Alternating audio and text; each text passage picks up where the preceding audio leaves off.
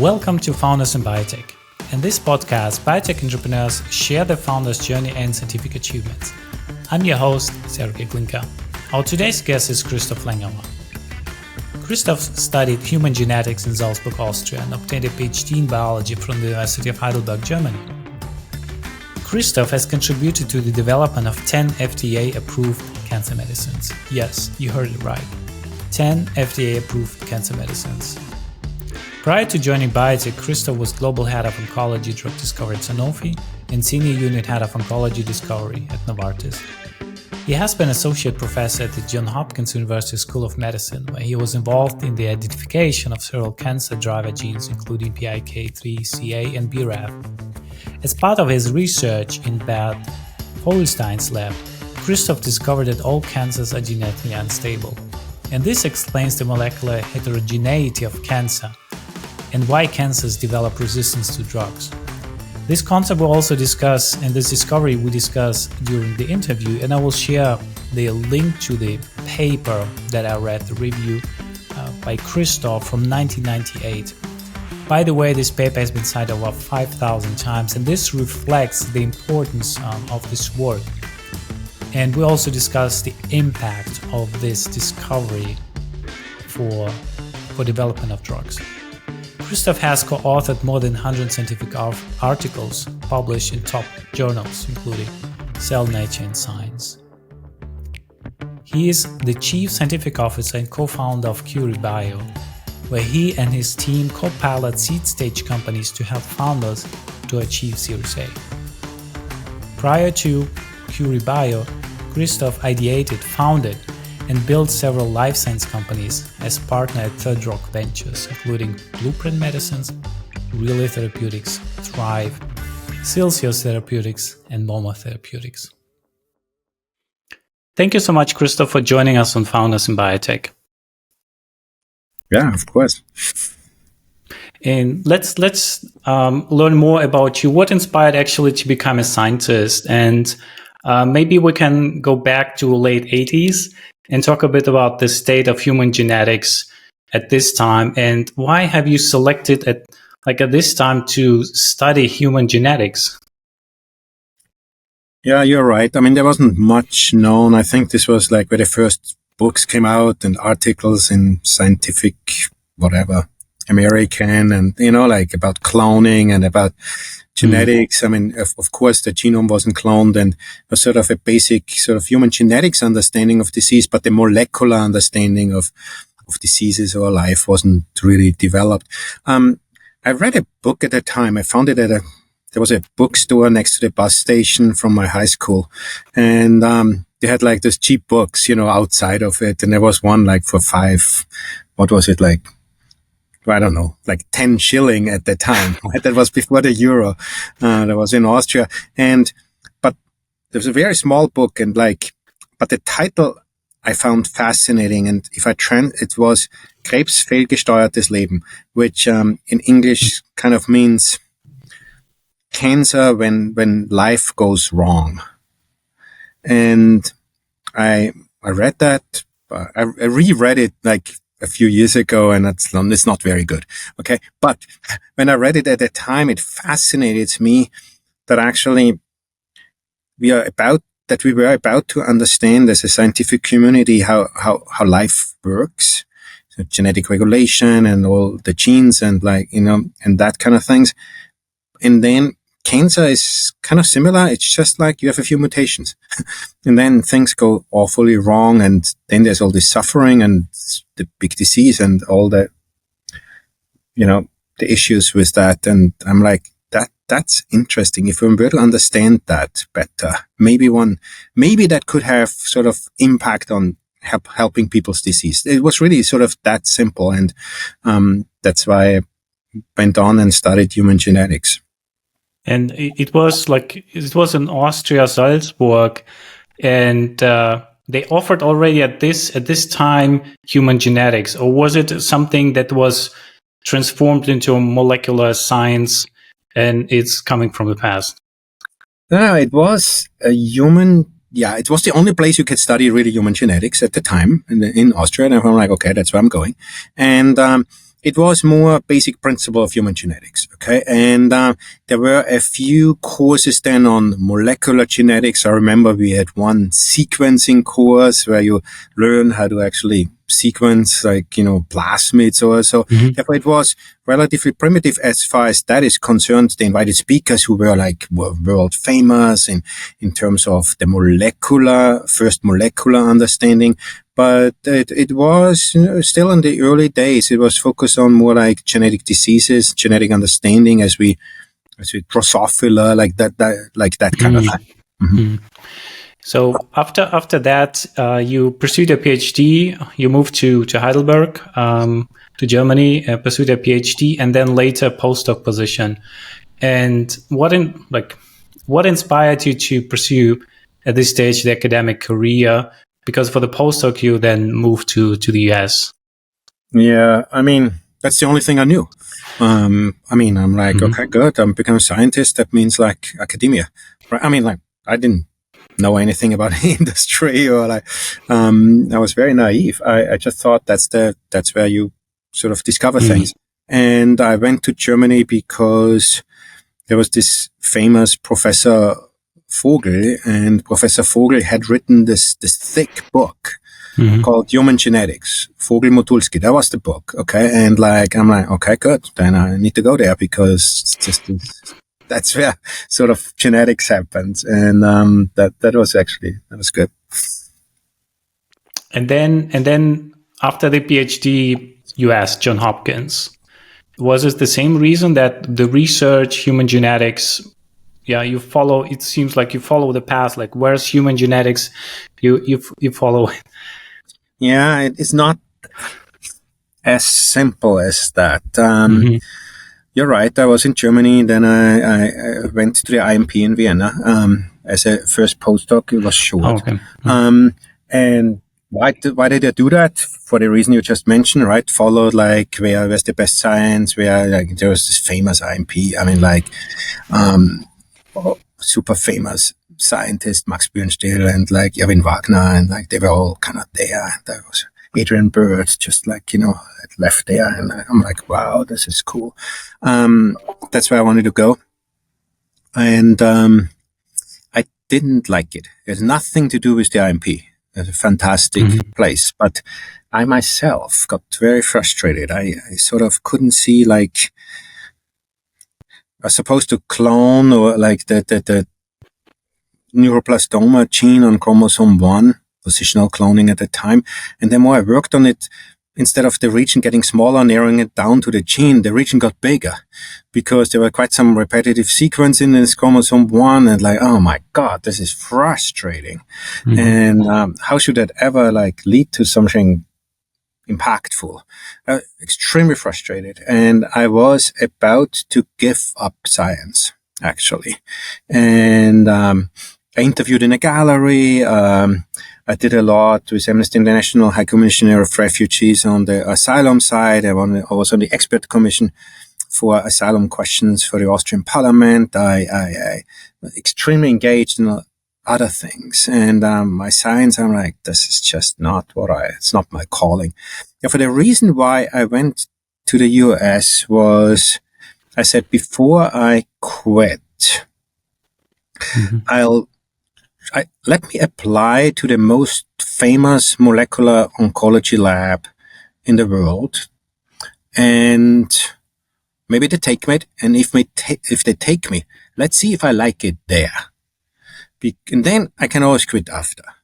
Therefore, that's why I applied to the lab of Bert Vogelstein, because they had just cloned P53. The first mismatch repair gene was, identified. There's all this, understanding of cancer as we just discussed it. And I'm like, that's the place. And I applied there. 2 months later, I started there. And that was the test. And I stayed there 15 years.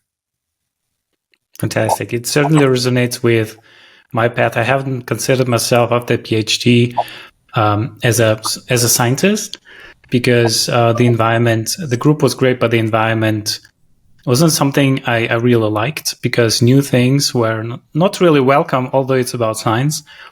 And after 3 years managing a business, in Switzerland, I kind of miss science. Like this is exactly what you said. This is not my calling, right?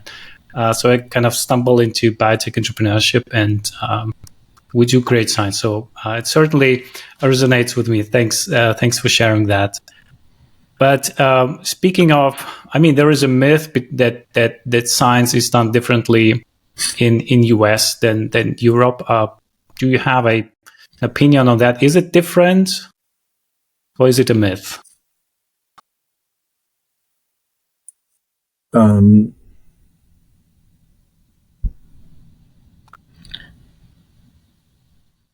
Yeah, I mean, it is different, but only to a certain degree. I don't know what the comparison is, but think about maybe like just the other way around. Think about soccer, right?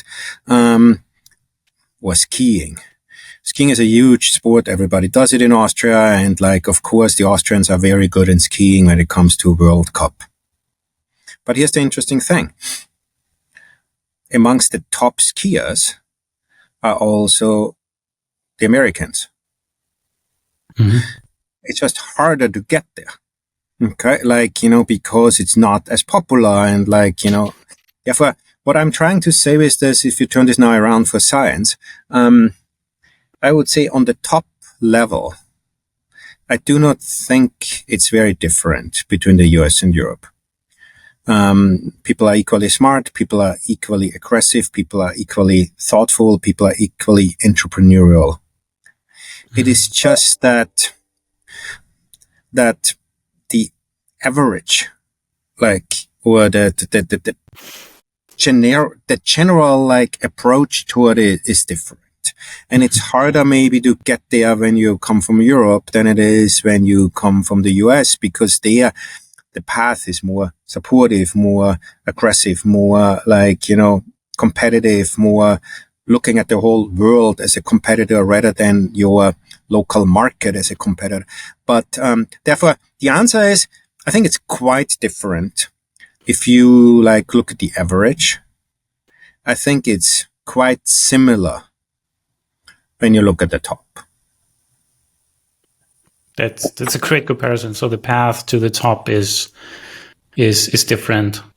On the top we have the same view when taking the mountain as a metaphor.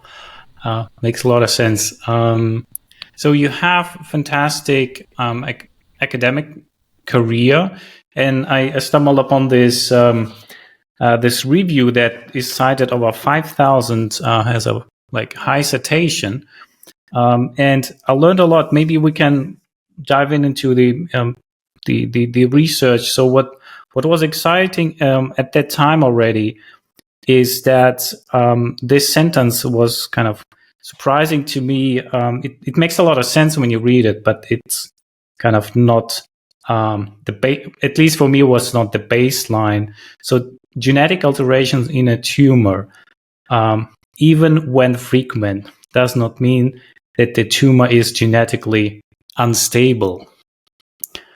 What does it mean? What is genetic instability? Yeah, I mean, think about like what the start of knowledge was, right? There's cancer, and then the first mutations were identified in some of the key tumor suppressor and oncogenes, like P53 was just discovered. RAS mutations were described. Therefore, we got the glimpse of like that.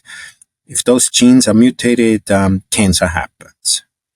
And then there was, on the other hand, sort of this theory of clonal growth, that one cell goes wrong, and then it has some increase in fitness, and it either divides more or it doesn't die, and like in the end, it kind of takes over, right? And then the cancer comes originate from that cell, but like has this clonal expansion that eventually is like sort of that disease. Therefore, the automatic kind of definition of that at the time was that this is likely very homogeneous, because like they all carry that mutation. We even call that later on cancer addiction or whatever.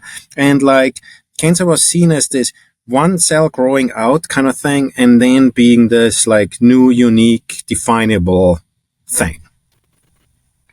But as it turned out, when the Vogelstein lab discovered mismatched repair genes, that sort of didn't fit. Like, how do you then have like all this like things happening and mutation aggregating, and like was sort of unclear.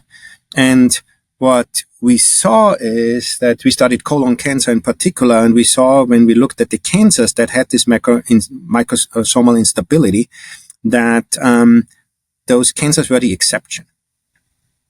They were only in about 10% or so, and those 10% were all different because those cancers were all diploid, which means they had the normal number of chromosomes.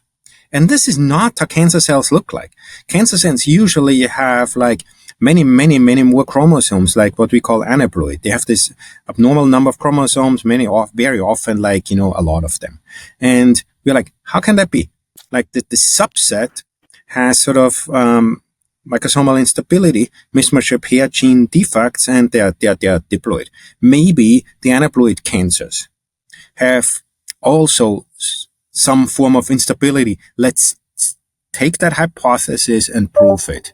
And sort of the work that myself and a couple of colleagues at the Vogelstein lab undertook was really that. And what we could prove is that those aneuploid cancers are actually unstable also. And that meant, and that was the surprising sort of insight. And I remember one of our reviews in Nature was actually had the simple title of "All cancers are genetically unstable." What that means, and that was a change in paradigm, because we were thinking of clonal disease, homogeneity, and so, and it had dramatic impact. It later on explained why cancers are actually heterogeneous. And it explained why cancers become so easily resistant, because in that heterogeneity, all the resistant mechanisms are already kind of there and waiting. And when then the cancer is exposed to a drug, it's very easy to actually escape from that because of its heterogeneity. Therefore, genetic instability, that knowledge thereof, the recognition of it in a way, meant that we could understand or imply genetic, like heterogeneity of cancer, and then also explain resistance. Yeah, and as you in the review, you also write that this makes things more complicated. But on the other side, if you have this knowledge, you can identify the Achilles heel, how to develop drugs. Have you seen the impact of this paradigm shift? Like looking back, I mean, you are kind of a very rare scientist. You brought 10 drugs to the market. And in retrospect, what was the impact of this paradigm shift for the industry? Yeah, I think there's the good and the bad. The good is that recognition of heterogeneity helps us sort of to then be very careful about what could be resistance mechanisms in the clinic, and how to sort of anticipate those and what to do. Like, of course, the solution to that is combination therapy. I mean, that's became very clear, and we are still, like, as a field, struggling with that, what that means logistically and like operationally. But like, I think that implication of cancers need to be treated like in combination rather than sort of with one single drug is a big sort of impact of that.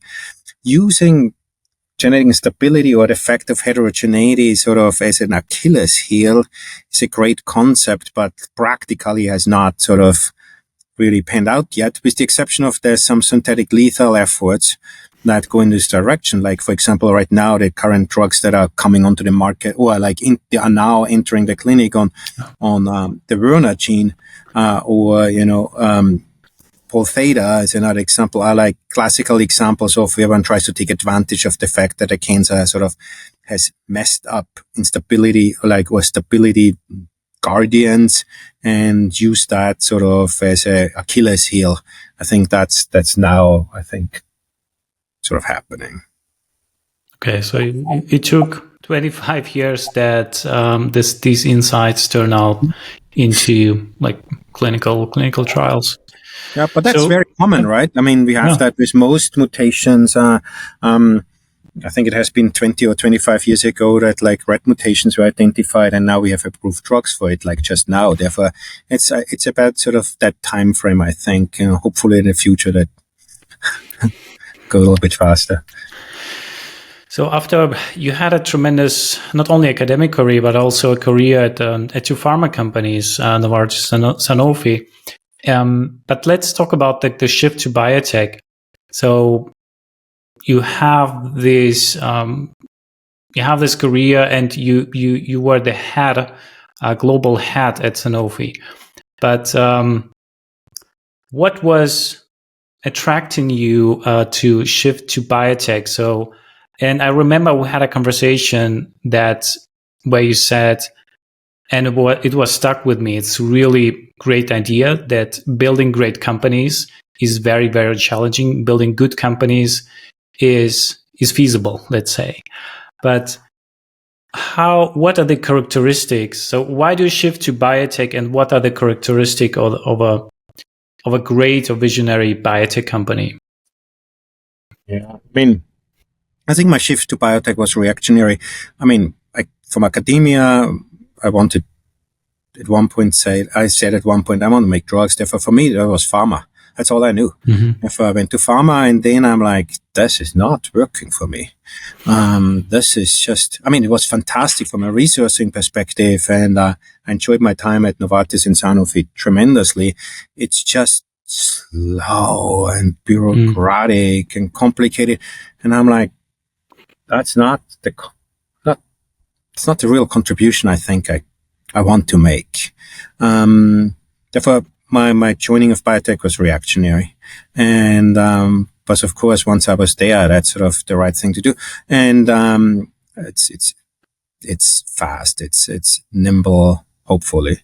It can react to things maybe faster than in pharma. So both of them have their place. But for me, it's a more natural fit. And, what makes a good company? I don't know. It's a lot about the people. Good people make great companies. Bad people make usually bad companies. Therefore, it's a lot about that. And I think then it's about sort of this creative idea that it's not like what we did before, slightly better. I think it's about the paradigm shift, about being bold. And I know it's an American term, but it's a good one. It's sort of swinging for the fences. Mm-hmm. When you in baseball as a batter sort of like go for it. When you're like, I'm not settling here on like, first base, whatever, but like that you go sort of into this, as the ball sort of approaches you, that you go into this with the mindset of like, I'll hit that out of the park. Okay. Like, I think that mindset and that equipment and like being equipped for that with a sort of a paradigm shifting idea. I think that's what it's about. I think baseball is more fun when you go for the home run, right? Rather than when you swing for the fences, then we're like, oh, maybe I hit it and get first base. Like, what is that? Right. I mean, I think it's about that. It's that mindset for that, taking a great idea, swinging for the fences and surrounding yourself with people, because first that's what it takes. And secondly, that's more fun. I really think it's as simple as that. Yeah, definitely. Best principles are as simple. So, and that was interesting what you said, like about the foundation, right? Great people and staying in this mindset. But in the biotech, there is science, technology, funding, testing ideas, milestones, etc. What if you would set up a company now, or somebody would ask you, what would be your advice, how to think about a foundation of a great biotech company? I couldn't hear the last question because you broke up really. You said like when you set up build a company, what? How to, like, if somebody would approach you for an advice to set up a great company, because we're doing science, right? Just focused on the goal. What would be the foundation for such a company? You mean in terms of concepts? Any principles? Yes. Are there any principles based, like from your experience, that we would recommend to pay attention to? I mean, the most important one is you need to sort of react to the data. I mean, it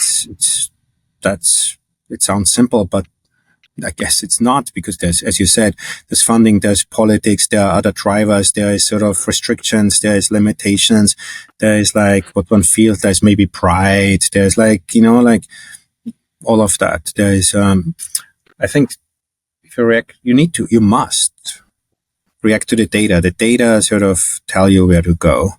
I think, and then there are very often like two extremes to that. One is, it all pans out the way you wanted it, or you are like, this is it. Okay. And I think acknowledging that idea was great, but false, is important. Therefore, I think it's all about sort of listening and, to the data. The data, I think, tell you what to do next. And it would mean that hypothesis testing fast, and building the path using the hypotheses is kind of key.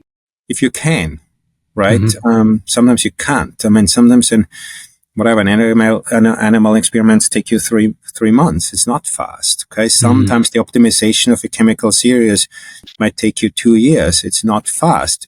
But in that, there are steps, and it's all about like those steps. I measure it in 2 ways, and like all the teams that I'm always involved in. Been with, is like they know that it's momentum and control. Therefore, are we moving? Is the project moving? Is our mindset improving? Like, are we on it? Is there movement? Therefore, that's really important. But the second thing is equally important is it under control? Because you could move and you're like, wow, like totally like, what we're doing, right? It's just happening on us. But are we in control of the data and the path?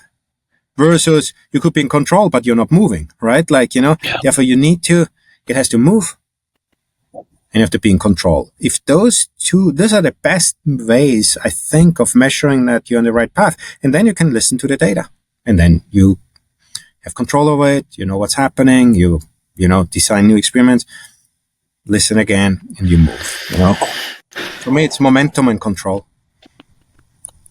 It makes a lot of sense. And why do you think we make it so complicated then? Why do you think, what you're talking about is like scientific hypothesis testing and not being stuck in one room, one space. You have to move somewhere towards a goal.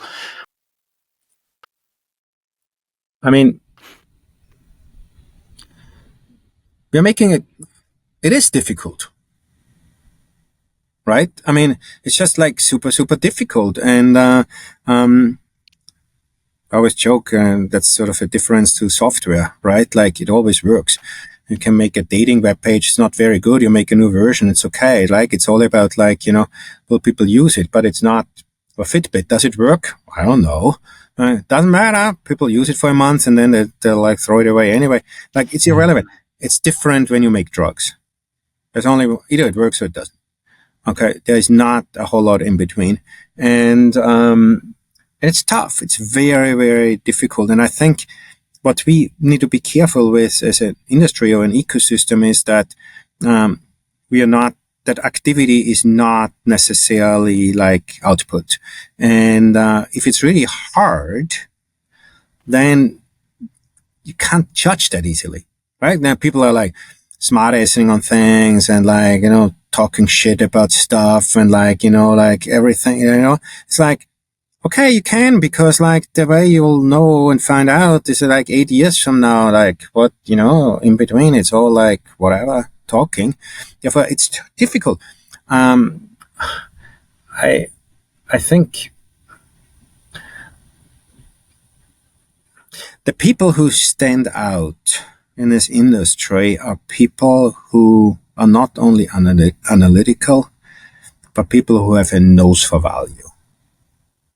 Those people who can anticipate what will work. Of course, they don't know either, but they just sort of feel like in fashion, where there's some people who kind of know what others are interested in wearing in 3 years from now. Okay, that we talked about sports. It's like, why is the same guy scores the goal all the time? Like, why? Okay, because they smell it. They know they anticipate. They know what's happening. And I think it's the same in drug discovery or in science. There are people who have that nose for value, who kind of in this environment of not knowing, in this environment of this being so difficult, they get it right. Not always, but often. Those are the people. That's very cool. So, I had a good friend who said, like, drug discovery, there are two types of projects in drug discovery: the ones that are in trouble and the ones that will be in trouble. We like, and it helps to set the expectations once you are probably in such a project. So biotech is a company. It's entrepreneurship, and you have like two types of uncertainty. It's kind of the uncertainty of the company and uncertainty of science. What are the skills that you can only learn in this environment when you are in a biotech that you cannot learn somewhere else? I don't know. I mean, is that true? I mean, the way I look at it is there are 4 components in biopharma industry. One is the science. You mentioned that. The second one is medicine. The third one is business. I think that's what you referred to also. And the fourth one is strategy. And you cannot build a successful biotech company with missing any of the 4 components. Not possible. Okay? If you might be good science, you might know how to make this drug, but sometimes it's not a business. Or sometimes a great business, but it doesn't have big impact on the science, whatever, like you get the idea between sort of medical need and good science and business. And this comes together in the context of strategy.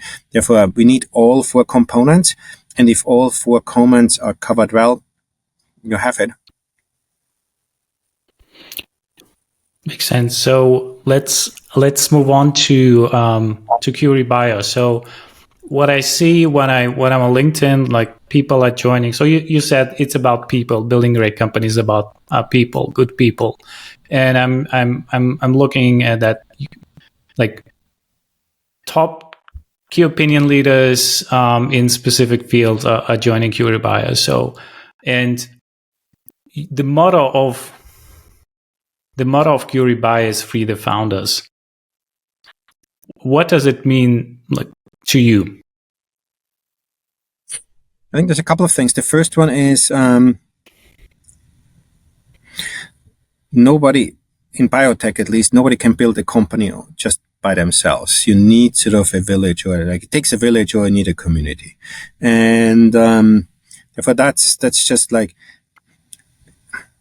and you can do this with people who you pay for, or whom you maybe have not a relationship, whatever. You need to somehow, wouldn't it be great if you do this with people who care about you as a founder entrepreneur and do this together with you. Therefore, I think that's just therefore that whole concept of founder entrepreneurs need to be nourished and like need some support, as everybody does in this space, and trying to sort of optimize on that support.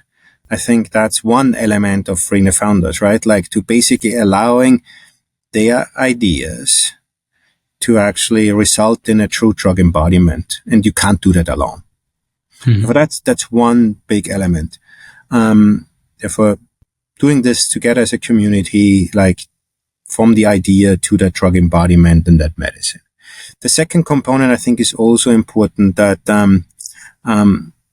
I think, why should somebody in our field build a company if they end up taking all the risk and in the end like lose whatever, get away from their academic appointment or from their well-paid pharma job, and then take all the risk, and when it's all said and done, take 0.5%, 1% of the equity. And why should one, like, how can you responsibly explain that to somebody?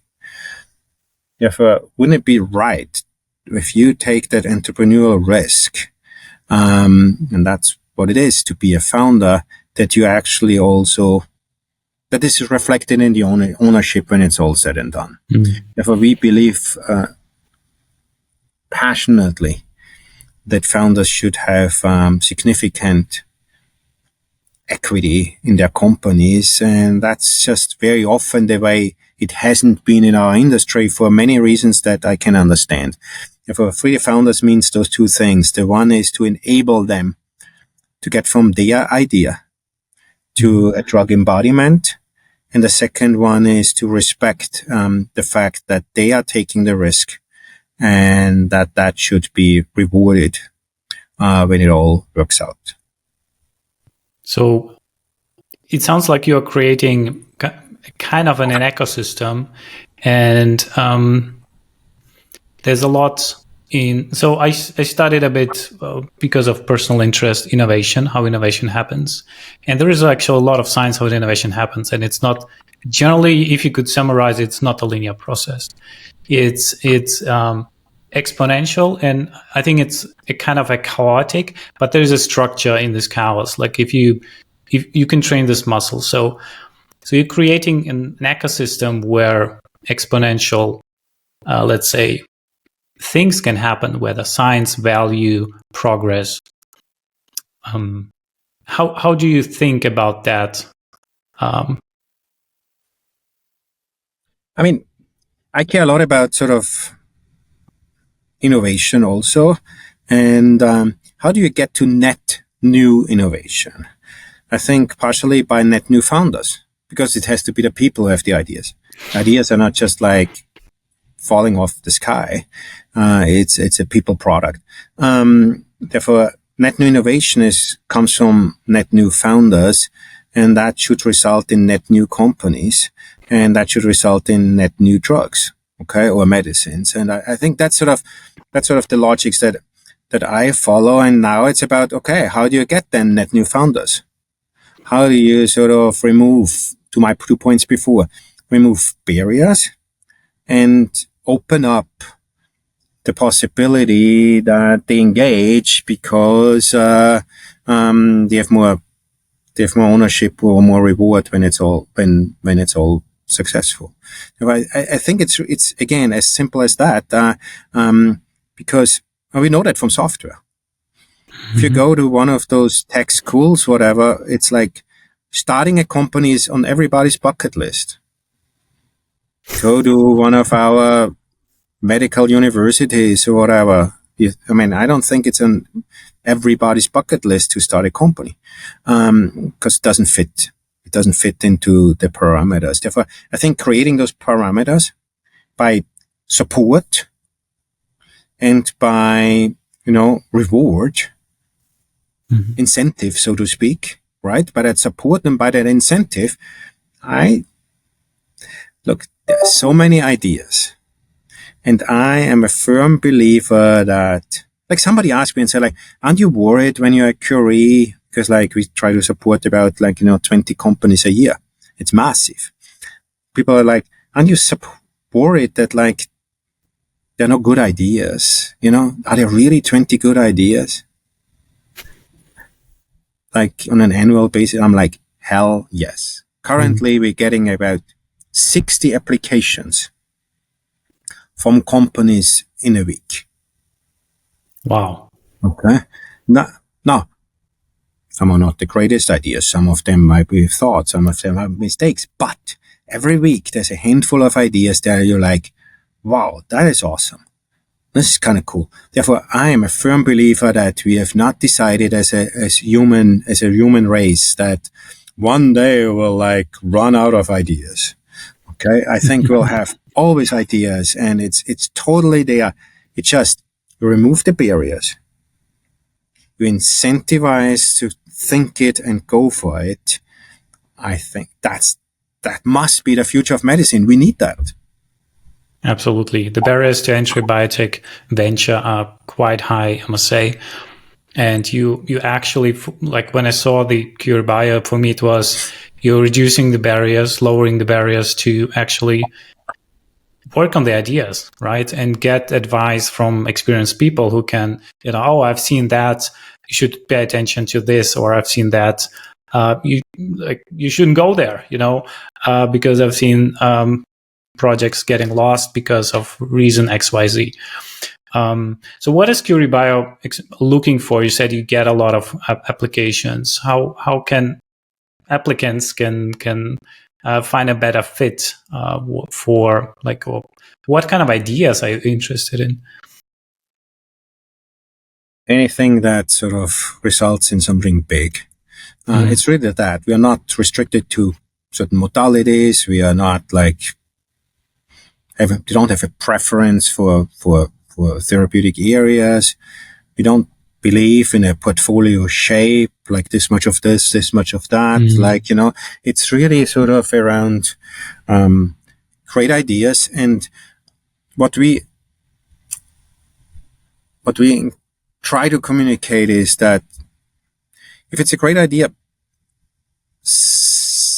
tell us, because we have this strong team of drug hunters who can help with making the drug embodiment. Therefore, it's like that part is, if it's feasible, we'll try to do it. Therefore, we'll try to help with this. Okay. Therefore, it's all about sort of that idea that should result in something big once there's clinical activity, and the people care about it. People like want that to happen because it has impact. Therefore, it's really that, and there's no restriction as it relates. We're only doing therapeutics. That's maybe sort of the Curie sort of definition. But beyond that, seems like you have your cross modality, right? Large molecules, small molecules.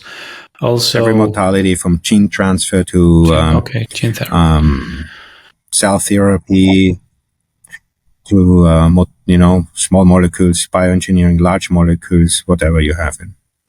Yeah, I have like a personal question. You see a lot of technologies, and then on non-confidential level, what's one of the most exciting, maybe several technologies or approaches you came across in the last years that excites you? I mean, transfer of naked DNA into tissue. They are restricted by the size of it, but just take any size of DNA, transfer it into organs. Wouldn't that be cool? One of our companies works on that. That would be cool. And is it so? It would be then selective, right? If you say it's targeting organs. Yeah, if you can imagine you bring naked DNA into 70% of liver cells. Cool. That would be good. Stay tuned. Thank you. Okay, so one of my questions was, is there a perfect fit? But it's between the founders and Curie.Bio, but it seems like you just want to get a conversation. Like you look at ideas, and then it's not this openness. How do you manage? Maybe the last question. How do you manage this openness? Because you want to scale something that is perceived as unscalable. I mean, we believe that a company should be the founders' companies. It's not Curie's company. We're not taking board seats. We're not taking C-level positions, whatever. We are here to co-pilot. We are here to support. And if there is a medicinal chemist needed, that's us. If there's a biologist needed, a biochemist needed, a structural biologist needed, it's us. Therefore, we are that support arm, and we see ourselves as co-pilots, not our company. It's the founders' company. I think that's important. And then it's that focus of how do you get this idea to a drug embodiment. So when you raise then your next round, typical a Series A, that round gets you then all the way to meaningful clinical activity. Mm-hmm. Those are, I think, the parameters. Everything, that's the framework of Curie. But there's a condition. And that condition is we try to do this, or we try to help founders doing this at minimal fixed cost. Try to push this all into variable costs. That way we have all those contracts with CROs. It's extremely important. And a classical Curie supported company has between 2 and 5 people. Even at the stage of Series A, which is science focused. Everything else gets taken care of. And if you keep your fixed cost low, you can achieve a lot and maintain that value. It's probably more flexible in resource allocation and to follow the data, as you said. Yeah, absolutely. And what's the best way to reach out to Curie when there is there is an idea that wishes to be shared? Yeah, we read everything. People always it's funny. I don't know where it's coming from. Maybe it's the experience that founders have been having, but they contact me on LinkedIn and say, Christoph, I just submitted this thing, and I hope somebody looks at it or whatever. I'm like, I read it already last night. We read everything. Therefore, this is a thing. Curie reads everything. We try to give feedback to every single idea. We try to sort of, clarify why we cannot work on everything, why we don't work on it, or why we think this is exciting but not for us. We try to everything we read, everything, and we'll respond to everything and everybody. And we try to do this in a very, efficient from a time perspective way. Therefore, it's it's okay to come into this from different channels, but it's not necessary. We read everything. The easiest way is either on their webpage, Curie.Bio, or people like myself. It's very easy. It's my first name, Christoph, at Curie.Bio. Again, we respond to everything. We try to do it fast. We try to be extremely authentic because that's our style.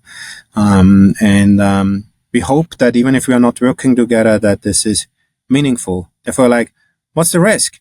Submit your idea, send it to us. In the worst case, we say we don't like it and tell you why. And by the way, we can be wrong. We are not better than anybody else. We just have an opinion on things and and maybe we can work together. It would be amazing, If it's really that. All right. Sounds like it's a true win-win mindset, and something exciting is happening at Curie. And I hope we'll see a significant impact in future for the goodness of humanity, I would say. And one last question before we wrap up. Do you have one wish for future of entrepreneurship in biotech? For whatever reason, there are people who don't dare to share their idea because they think it's flawed or imperfect or stupid. And you know what? That's often the case. But also often that's not true. Therefore, my wish is that people are just more outgoing and forward, like just bringing, like articulating those ideas, because you know what? Nothing is perfect.